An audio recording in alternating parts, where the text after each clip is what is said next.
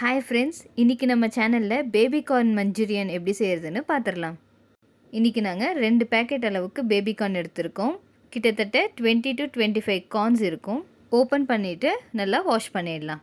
இப்போது இருக்கிற கிளைமேட்டுக்கு இந்த ரெசிபி செஞ்சு கொடுங்க, எல்லோரும் செம்மையாக இருக்குன்னு விரும்பி சாப்பிடுவாங்க. எந்த காய்கறி வாங்கினாலும் நல்லா வாஷ் பண்ணிவிட்டு யூஸ் பண்ணுங்கள்.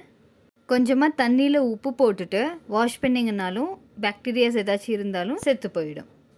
வாஷ் பண்ணியாச்சு. இப்போது கார்னை சர்க்கிளாக கட் பண்ணாமல் இந்த மாதிரி சைடாக கட் பண்ணுங்கள். அப்போ உங்களுக்கு டைமண்ட் ஷேப்பில் உங்களுக்கு கிடைக்கும். பார்க்கவும் நல்லாயிருக்கும், சாப்பிடவும் நல்லாயிருக்கும். எல்லாத்தையும் ஒரு பெரிய பவுலில் சேர்த்திக்கலாம். அப்போ தான் நமக்கு மிக்ஸ் பண்ணுறதுக்கு கரெக்டாக இருக்கும்.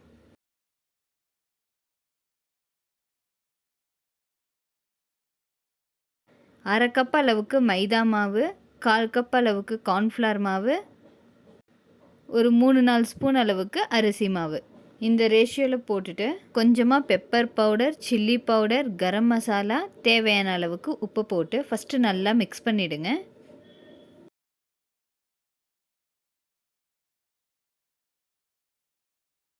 மிக்ஸ் பண்ணிவிட்டு கொஞ்சம் கொஞ்சமாக தண்ணி சேர்த்து பிசைஞ்சிடலாம்.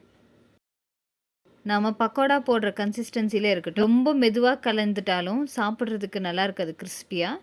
நாம் எண்ணெயில் போடும்போது உதிரியாக போடணும். அதனால் கொஞ்சம் கெட்டியாகவே பிசைஞ்சுக்கோங்க.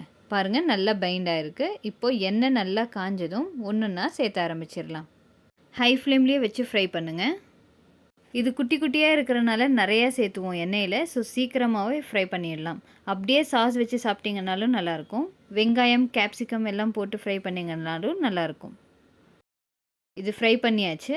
இப்போது மிக்ஸி ஜாரில் ஒரு பச்சை மிளகாய், 1 இன்ச் அளவுக்கு இஞ்சியை சின்ன சின்னதாக கட் பண்ணியிருக்கோம், 5 பல் பூண்டு எல்லாத்தையும் சேர்த்திட்டு கொஞ்சமாக தண்ணி ஊற்றி நைஸாக அரைச்சிடலாம்.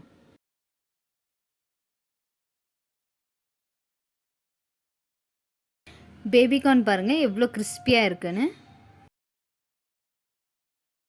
ஸ்டவ் ஆன் பண்ணிவிட்டு ஒரு கடாயில் கொஞ்சமாக எண்ணெய் விட்டு சின்ன சின்னதாக கட் பண்ணி வச்சுருக்கிற வெங்காயம் சேர்த்து கோல்டன் ப்ரௌன் ஆகிற வரையும் ஃப்ரை பண்ணிடலாம்.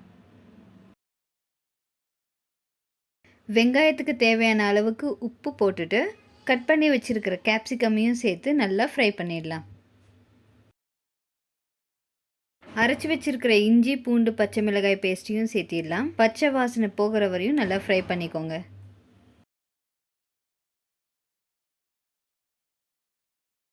எல்லாம் நல்லா வதங்கிடுச்சு. இப்போது கொஞ்சமாக டொமேட்டோ கெச்சப் சேர்த்திடலாம். ஒரு தடவை கிளறி விட்டுட்டு லைட்டாக கொதிக்க வைங்க. பபுள்ஸ் வர ஆரம்பித்ததும் நம்ம ஃப்ரை பண்ணி வச்சுருக்கிற பேபி கார்னையும் சேர்த்து நல்லா மிக்ஸ் பண்ணிடலாம். நாம் இதெல்லாம் செய்யும் போதே வாசனை ஆளை தூக்கிடுங்க. எல்லா பக்கமும் நல்லா மிக்ஸ் பண்ணிவிடுங்க. இது செய்கிறது ரொம்ப ஈஸி. ஸோ முடிஞ்ச அளவுக்கு வீட்லேயே செஞ்சு சாப்பிடுங்க, உடம்புக்கும் நல்லது. கடைசியாக கொத்தமல்லி தூவிட்டு நல்லா மிக்ஸ் பண்ணிங்கன்னா சூப்பரான பேபிகார்ன் ஃப்ரை ரெடி. சாப்பிட்றதுக்கு கிறிஸ்பி அண்ட் டேஸ்டியாக சூப்பராக இருக்குங்க. கண்டிப்பாக நீங்களும் ட்ரை பண்ணி பாருங்கள். இந்த மாதிரி ஹெல்த்தி வீடியோஸ் டெய்லி பார்க்கணுன்னா நம்ம சேனலை மறக்காமல் சப்ஸ்கிரைப் பண்ணிக்கோங்க. நாளைக்கு இன்னொரு சூப்பரான ரெசிபீஸோடு சந்திக்கலாம்.